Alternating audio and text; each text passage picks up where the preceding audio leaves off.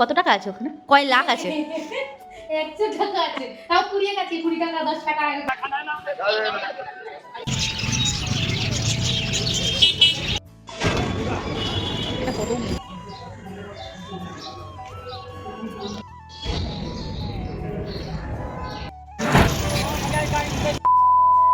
আমি তো পুরোপুরি রেডি হয়ে গেছি, দেখতেই পাচ্ছ, কিন্তু আরেকজন এখনো পুরোপুরি রেডি হয়নি।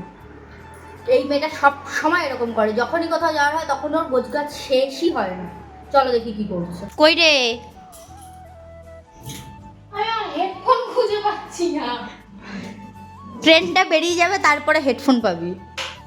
পেয়েছে মানে এটা প্রত্যেক দিনের হয়ে গেছে, যখনই কোথাও বেরোবো তখনই ও এটা খুঁজে পাবে না, ওটা খুঁজে পাবে না।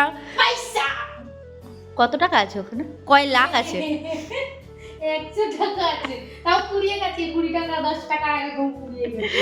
আচ্ছা, প্রথমে তোমরা দেখতেই পেলে আমরা রেডি হয়ে গেছিলাম কোথাও একটা বেরোনোর জন্য। আজকেও কিন্তু আমরা যাচ্ছিলাম বিপাশার একটা ভিডিও করার জন্যই। এখানে দমদম পর্যন্ত পৌঁছেও গেছে, আর দমদমের সবথেকে ফেভারিট জায়গা আমার এটা। দেখো কত পায়রা এখানে।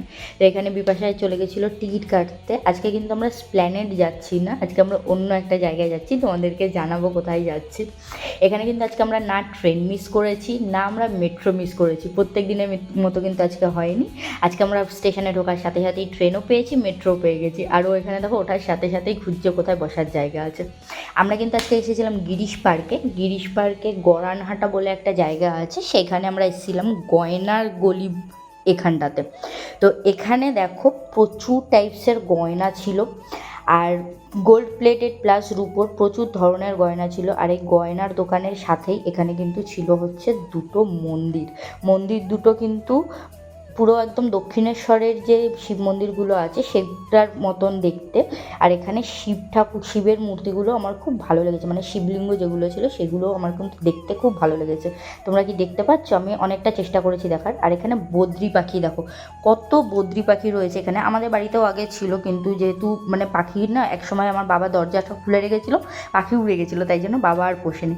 আর এখানে আমরা যেহেতু নর্থ কলকাতার দিকে এসেছিলাম, এখানে সেই পুরনো আমলে প্রচুর বাড়ি ছিল। আগেকার দিনের বাড়িগুলো আমার ভীষণ ভালো লাগে দেখতে। আর এখানে দেখো কথা বলছিল দোকানদারের সাথে। আচ্ছা, এই যে ব্যালকনিটা, এই ব্যালকনিটা দেখে কি তোমাদের কোনো মুভির কথা মনে পড়েছে? আমার কিন্তু একটা মুভির কথা মনে পড়ছে, তোমাদের যদি মনে থাকে তাহলে একটা কমেন্ট করো।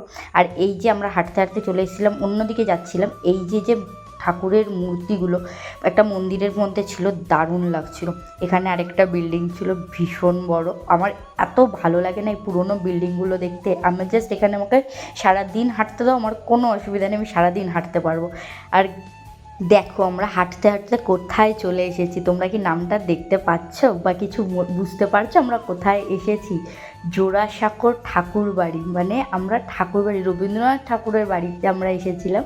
এখানটা আমরা আগে কোনো দিনও আসিনি, এই জায়গাটায় এসেছিলাম। আর গেটের থেকে ঢোকার সাথে সাথেই এত সুন্দর স্ট্রাকচারের একটা বাড়ি আমরা দেখতে পেয়েছিলাম, আমার ভীষণ ভালো লাগছিল। তো এখানে আমি ভেতরে দেখছিলাম, যেখানে যেহেতু গেটে লেখা ছিল যে বিশ্বভারতী, মানে রবীন্দ্রভারতী বিশ্ববিদ্যালয়, তো আমরা দেখছিলাম যে ওখানটাতে মানে ট্যুরিস্ট ঢোকা অ্যালাও আছে কিনা। তো দেখলাম না, ট্যুরিস্ট ঢুকতে পারে, কিন্তু ওখানে 50 টাকা করে ভিজিট, মানে 50 টাকা করে টিকিট আছে। তো আমরা আর ভেতরে ঢুকিনি, আমরা বাইরে থেকেই ফটো তুলে বেরিয়ে চলে এসেছিলাম। আর এই যে রিক্সাগুলো, এই রিক্সাগুলো কি তোমরা এখন আর দেখতে পাও? তো আরেকটু হেঁটে সামনের দিকে আসার পরে এত সুন্দর স্ট্রাকচারের একটা মন্দির আমরা দেখতে পেয়েছিলাম, পুরো একদম ওই যে সাউথের দিকের যে মন্দিরগুলো হয় না, পুরো সেই স্ট্রাকচারে তৈরি ছিল। কলকাতার বুকে যে এরকম সুন্দর একটা মন্দির আছে এটা কিন্তু আমার একদমই জানা ছিল না। মন্দিরের পুরোটা কিন্তু শ্বেত পাথরের ছিল, আর ভেতরটা কিন্তু ভীষণ শান্ত ছিল। ভেতরে ঢুকে মনটা পুরো শান্ত হয়ে গেছিলো আমাদের। ভাবতেই পারিনি যে কলকাতার মতন ব্যস্ত একটা শহরে এতটাও মানে এত সুন্দর পরিবেশে একটা মন্দির থাকতে পারে। দেখো হাতিটা কি সুন্দর লাগছে। আর এটা কিন্তু একটা রাম মন্দির ছিল, অযোধ্যায় যেমন রামলালার একটা মূর্তি আছে, এখানেও একটা রামলালার মূর্তি ছিল। তো এখান থেকে আমরা বেরিয়ে গেছিলাম, এখানে আমরা ভেতরে বেশিক্ষণ থাকিনি, যেহেতু আমাদের ওষুধ চলছিল, এখানে আমরা বেশিক্ষণ বসিনি। এখান থেকে বেরিয়ে এটা দেখো, এটা হয়তো একটা আগেকার দিনে হয়তো কোনো একটা প্যালেস টাইপসের কিছু ছিল, সেটাকেই এখন তোমার হোটেল মতন করে দিয়েছে। দেখতে ভীষণই সুন্দর লাগছিল বাইরে থেকে। তো এটারও একটা ছোট্ট ভিডিও আমরা করে নিয়েছিলাম, আমার ভীষণ ভালো লাগছিল এটাকে দেখে। এটা কিন্তু ছিল হাওড়া ব্রিজের মাথা, আর এখানে কিন্তু আমাদের ট্রেনও ঢুকে গেছে। এখন ট্রেন ধরবো আর সোজা যাব হচ্ছে বাড়ি।